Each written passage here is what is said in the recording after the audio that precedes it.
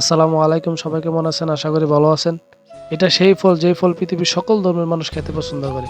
আমাদের প্রিয় নবী হযরত মুহাম্মদ সাল্লাল্লাহু আলাইহি সাল্লামের প্রিয় খাবার ছিল এই খেজুর।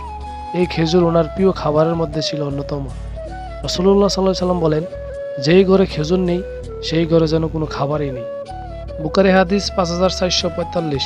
রাসূলুল্লাহ সাল্লাল্লাহু আলাইহি সাল্লাম ইরশাদ করেন, যে ব্যক্তি প্রতিদিন ৭টা আজওয়া খেজুর খাবে, ওই দিন ওই ব্যক্তিকে কোনো সাপে, জিন পরি বা কেউ যদি ব্ল্যাক ম্যাজিক করে, তাহলে ওই ব্ল্যাক ম্যাজিক তাকে কোনো আকৃষ্ট করতে পারবে না।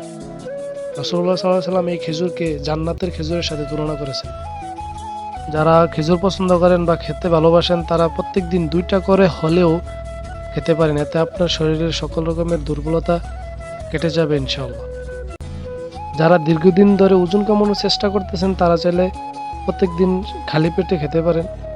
গর্ভবতী মা এবং বোনেরা যারা আছেন তারাও চাইলে খেতে পারেন। যারা হিমোগ্লোবিন সমস্যায় ভুগতেছেন, যাদের হিমোগ্লোবিন হাই তারাও খেতে পারেন।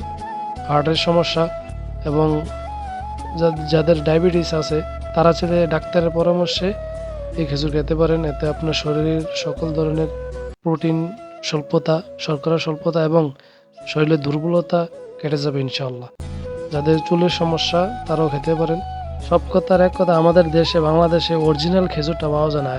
এটার মধ্যে বিভিন্ন মেডিসিন বা বিভিন্ন প্রক্রিয়াজাত করার মাধ্যমে আমাদের দেশে আসলে এটা আসে। তখন আমরা আর ওই ধরনের খেজুরটা পাই না।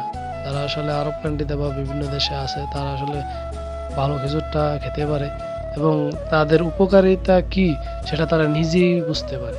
তা আসলে যারা খেজুর পছন্দ করেন তারা চাইলে প্রত্যেকদিন আপনার খাবারের টেবিলে খেজুর রাখতে পারেন। এতে আপনার ক্ষতি হবে না, ইনশাআল্লাহ উপকারী হবে।